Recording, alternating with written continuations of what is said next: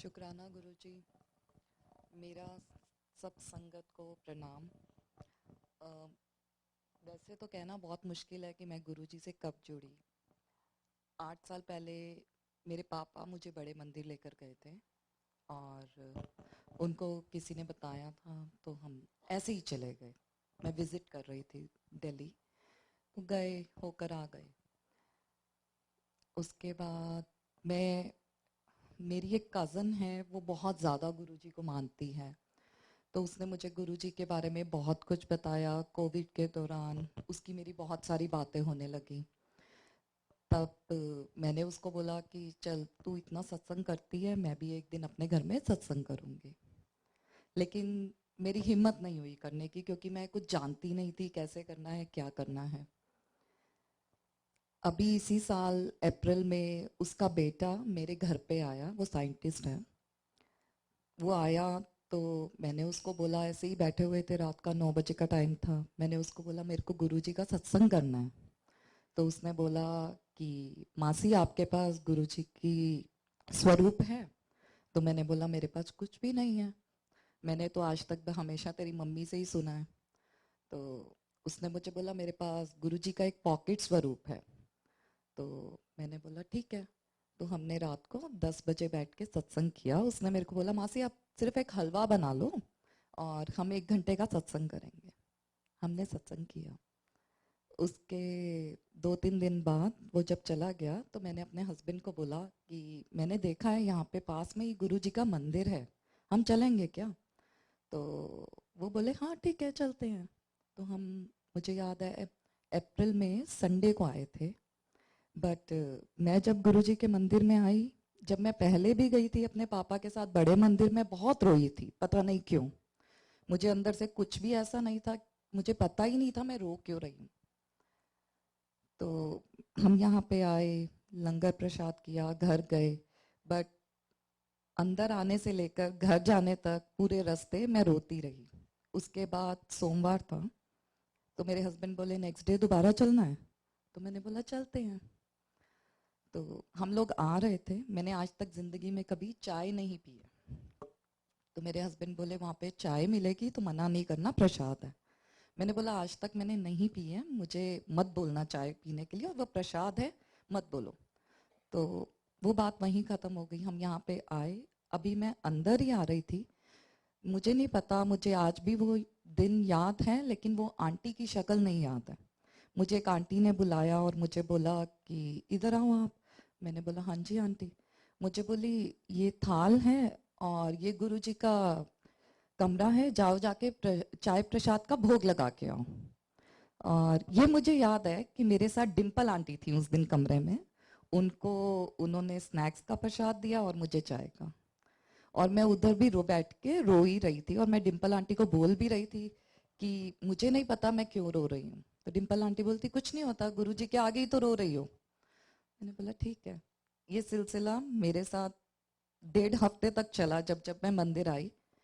और गुरुजी ने मुझे, आई डोंट नो वो मुझे ब्लेस कर रहे थे क्या कर रहे थे, बट मैं रोती ही रही।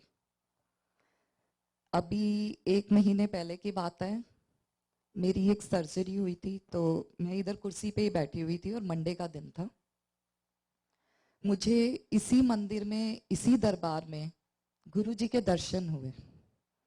मैं ऐसे ही गुरुजी की तस्वीर की तरफ देख रही थी, स्वरूप की तरफ देख रही थी, और इतनी ही देर में मेरी आंखों के आगे बिल्कुल धुंधलापन, और सिर्फ मुझे गुरुजी नजर आ रहे हैं। पहले मुझे साईं बाबा जी नजर आए और उसके बाद गुरुजी। पूरे सत्संग में मेरे हाथ पैर इतने कांप रहे थे, मुझे कुछ नहीं पता लग रहा था क्या हो रहा है, बट गुरुजी मुझे कभी ऐसे और कभी ऐसे देख के बहुत अच्छा अच्छा स्माइल पास कर रहे थे। मैं बहुत रो रही थी उस दिन भी। जय गुरु जी, शुक्राना गुरु जी। जैसे सब कहते हैं कि गुरु जी ने जब अपने साथ जोड़ना होता है तो बहुत जल्दी जोड़ लेते हैं, मेरे साथ भी कुछ ऐसा ही हुआ। एक सत्संग छोटा सा और शेयर करूंगी। मैं बहुत सालों से नवरात्रे के व्रत रख रही थी, और रखती भी हूँ। और जब से मेरी शादी हुई है, मैं और मेरे हस्बैंड दोनों साथ में रखते हैं। नवरात्रे चल रहे थे अभी 2 हफ्ते पहले ही, और मेरे व्रत थे। जैसे ही यहाँ पे लंगर प्रसाद बंटना शुरू हुआ, मैं जाके बाहर बैठ गई। मुझे अंकल का नाम नहीं पता, बट अंकल आए मेरे पास और अंकल ने मुझे बोला, सारी संगत प्रसाद खा रही है, आप क्यों नहीं खा रहे हो? तो मैंने बोला, अंकल मेरा व्रत है। तो मुझे बोले कि आपने व्हाट्सएप ग्रुप में सत्संग नहीं पढ़ा? तो मैं चुप हो गई, क्योंकि मैं इतने सालों से व्रत रख रही हूँ। मैं कुछ बोली नहीं। तो अंकल बोले, अंकल जी ने मेरे से गुरु जी का सत्संग शेयर किया जो व्हाट्सएप ग्रुप में था नवरात्रे को लेकर। लेकिन मन है कि मानता नहीं ना, इतने दिनों से रख रहे हैं। तो मैं चुप रही, मैं घर चली गई। मैंने अपने हस्बैंड को बोला रास्ते में कि ऐसे ऐसे अंकल ने मुझे बोला। तो बोलते अच्छा। अगले दिन मैंने अपनी उसी कज़न को फ़ोन किया। मैंने बोला ऐसे ऐसे मेरे साथ मंदिर में हुआ और अंकल मुझे बोल रहे थे कि लंगर प्रसाद खाओ। तो मुझे बोली कि हम भी तो बचपन से रखते आ रहे हैं साथ में। तो लेकिन मैं तो खाती हूँ, मैं तो एवरी फर्स्ट संडे डुगरी जाती हूँ, लेकिन अगर नवरात्रे आए तो खाती खाती हूँ। और उसका बेटा बड़े मंदिर में गुरुजी के दरबार में एवरी मंडे सेवा करता है। तो वो मुझे बोली कि कल वो भी मुझे यही पूछ रहा था जाते हुए कि मम्मी मेरा व्रत है, मैं क्या खाऊंगा? तो मैंने उसको बोला जो गुरुजी खिलाएंगे। तो वो वहां पे गया मंदिर, तो उसने मेरे से सत्संग शेयर किया कि वो मंदिर में गया और उसने किचन में जाके आंटी को बोला, आंटी आज व्रत वालों के लिए क्या स्पेशल है? तो वो आंटी ने उसको बोला कि आज ब्रेड पकोड़ा बना है व्रत वालों के लिए। तो उसने खा लिया, हालांकि उसका व्रत था। और उसकी उस दिन ड्यूटी गुरुजी की गद्दी के साथ ही थी बड़े दरबार में। तो ऐसे ही उसके पास एक अंकल आए बड़े दरबार में और बोले, अंकल आप गुरुजी से नेक्स्ट खड़े हो, तो आप जो बोलोगे वही मैं करूंगा, मेरा भी व्रत है, तो मुझे बताओ मुझे क्या करना है, मैं क्या खाऊं? तो वो बोला, अंकल मेरा भी व्रत है, लेकिन मैंने ब्रेड पकोड़ा खाया, गुरुजी ने कहा था।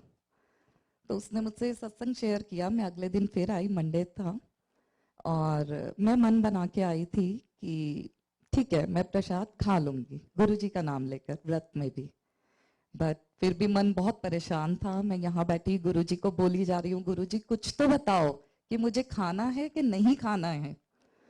और संगत जी आप बिलीव नहीं करेंगे, गुरुजी ने मुझे बताया फिर से कैसे। बस एक अपने मन की शांति की बात है। मैंने देखा सीमा आंटी आई, एक लोटा रख के गई जोत के साथ, मैं जोत की तरफ देख रही थी, और उसके बाद मैं आंखें बंद करके बैठ गई। थोड़ी देर में जैसे ही मैंने आंखें खोली, सीमा आंटी एक और लोटा लेकर आई और जोत के साथ उन्होंने रखा। मैंने कहा अच्छा गुरुजी आप मुझे क्या बताना चाहते हो? और मैं ऐसे दुविधापन में बैठी हुई हूँ कि क्या हो क्या रहा है। और मैं देखती हूँ इतनी देर में एक बारी फिर सीमा आंटी आती हैं और तीसरा लोटा रख के जाती हैं। तो मैं बोला जय गुरुजी, इसका मतलब आप मुझे कह रहे हो, आपने मुझे माता रानी के दर्शन करा दिए यहीं पे बैठे बैठे कि मैं प्रसाद खाऊं, और मैंने प्रसाद खाया। जय गुरु जी, शुक्राना गुरु जी।